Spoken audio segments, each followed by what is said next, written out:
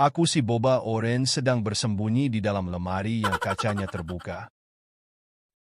Sepertinya Tuan sedang mencariku. Ada apa ya? Kok tiba-tiba ada sendok? Siapa yang ngasih ya? Oh, si Tuan. Tapi untuk apa? Kok cuman sendoknya doang? Nasi dan ikannya gak ada. Oh, rupanya tuanku menyuruh aku makan. Okelah kalau begitu, aku turun untuk makan siang dulu.